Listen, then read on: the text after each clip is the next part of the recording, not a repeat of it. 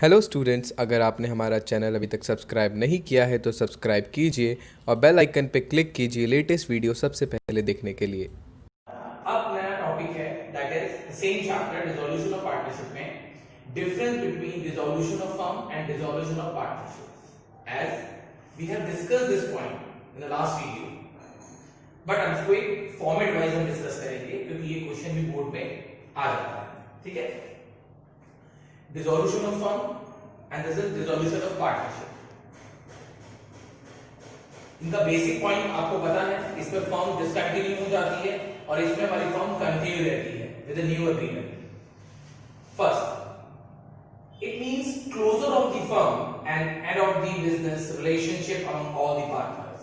Firm close हो जाती है और सभी पार्टनर्स के इकोनॉमिक रिलेशन क्लोज हो जाते हैं। But in this change in business relationship, इसमें खत्म नहीं होते रिलेशन, इसमें चेंज हो जाते हैं among the partners and the firm continue.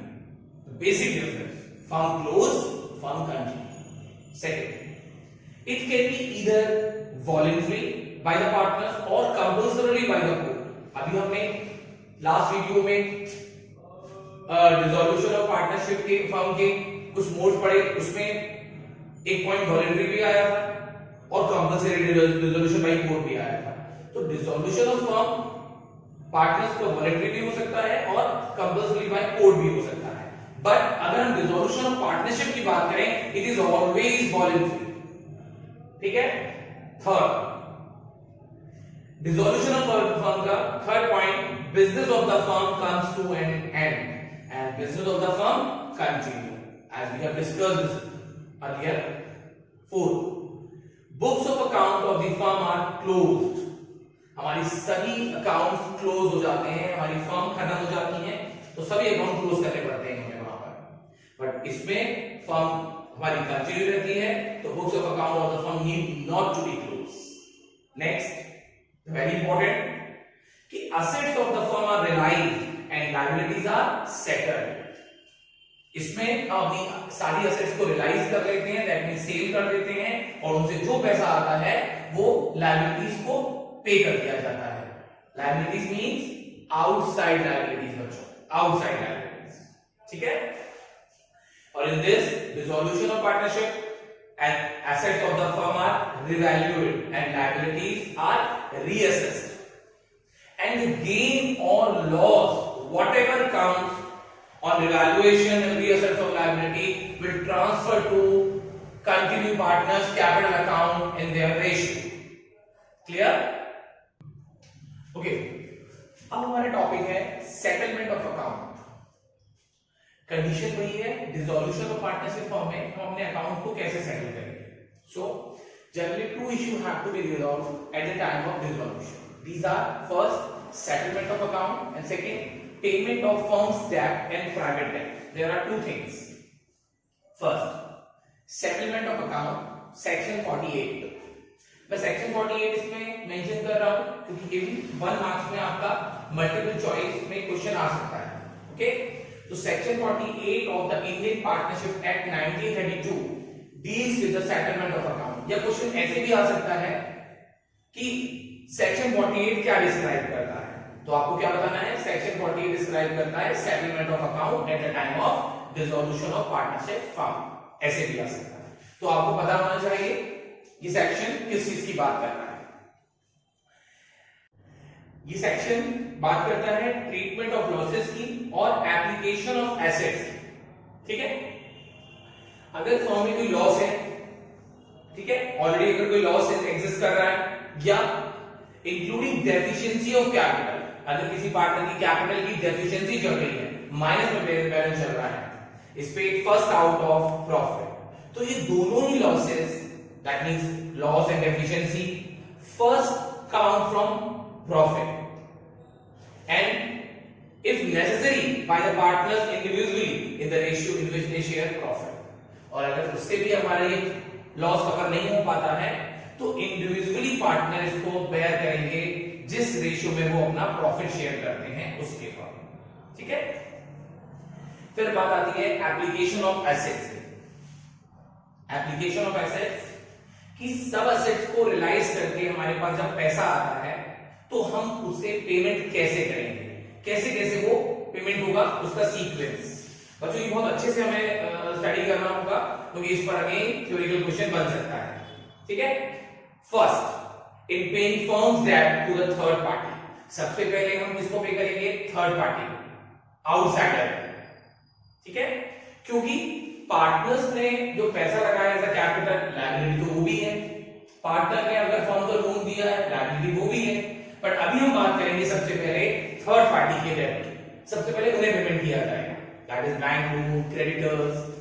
Second, in paying to each partner ratably what is due on account of loan or advance, फिर हम पेमेंट करेंगे अगर किसी पार्टनर ने फर्म को कोई लोन या एडवांस दिया है, फिर उसके बाद हम अपने एसेट से जो पैसा आया है फिर सेकंड पेमेंट इनका करेंगे, फर्स्ट आउटसाइडर का, फिर पार्टनर के लोन्स का, and third in paying to each partner rateably what is due on account of capital, और उसके बाद बच्चों हम पेमेंट करेंगे पार्टनर की कैपिटल का जो ड्यू चल रहा है।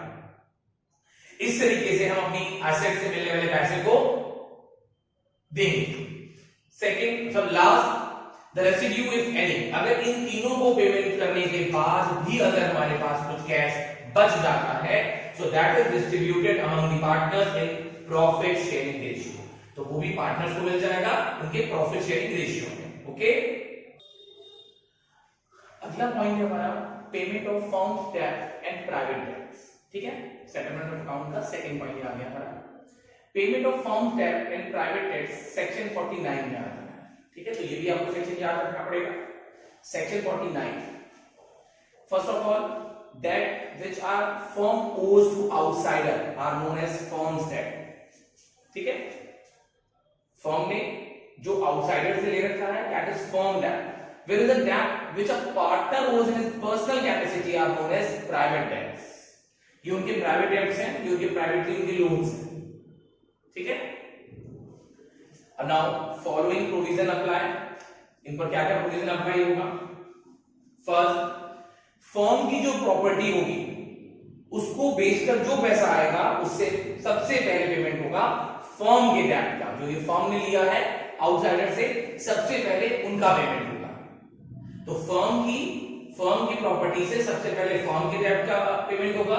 सेकंड, प्राइवेट प्रॉपर्टी अगर पार्टनर के पास है of each partner is applied first toward the payment of his private debt, अगर किसी पार्टनर के ऊपर कोई प्राइवेट डेट है तो पहले उसकी प्राइवेट प्रॉपर्टी उस प्राइवेट डेट को पूरा करने में की जाएगी, उसके बाद प्राइवेट डेट को देने के बाद अगर बच जाता है प्रॉपर्टी में से कुछ पैसा तो उसका पेमेंट फिर यूज होगा फर्म के डेट को पूरा करने में। आप ऐसा नहीं कर सकते कि प्राइवेट प्रॉपर्टी का पैसा पहले आप फर्म के डेट को पूरा करने के लिए दे दें और उसके प्राइवेट डेट रह जाए, ऐसा नहीं करेंगे। पहले आप प्राइवेट डेट पूरा करेंगे उसमें से, और जो बच जाएगा पैसा वो फर्म के डेट में पूरा किया जाएगा। Is that clear? Okay, so dissolution process starts by preparing the following accounts in the firm book। बच्चों, dissolution process में जो अकाउंट रॉन्ग होंगे वो डेफिनेटली अब तक के पार्टनरशिप फर्म में जितने अकाउंट बनाए उन सबसे अलग होंगे। अब तक हमारा रिकॉन्स्टिट्यूशन हो रहा था from change in profit sharing ratio, the admission, retirement and all are the dissolution of partnership, that is all are the reconstitution of the firm। तो हमारे अकाउंट अलग बनते थे, अब थोड़ा सा डिफरेंस आएगा हमारे अकाउंट में। फर्स्ट अकाउंट जो बनेगा वो बनेगा realisation account, that is very important account. Loan by partner account, अगर किसी पार्टनर ने फर्म को लोन दिया है तो उसका अकाउंट बनेगा, अगर ये फर्म में की बुक्स में है तो। Third, loan by firm to partner account, और अगर फर्म ने पार्टनर को कोई लोन दिया है तो फिर उसका अकाउंट बनेगा।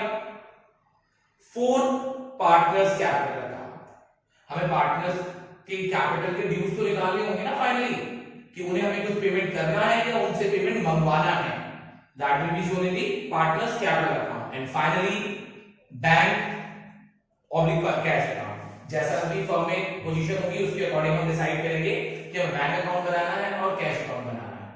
एंड बच्चों, बैलेंस शीट का यहां पर कोई भी एक्सिस्टेंस नहीं है, क्योंकि बैलेंस शीट हमें फर्दर नहीं बनानी, क्योंकि हमने रियलाइजेशन अकाउंट में ही अपनी सारी एसेट्स को बेच दिया। ठीक है, सब different account except this capital account. Okay, तो नेक्स्ट वीडियो में हम लोग इसका न्यूमेरिकल क्वेश्चन स्टार्ट करेंगे। ओके।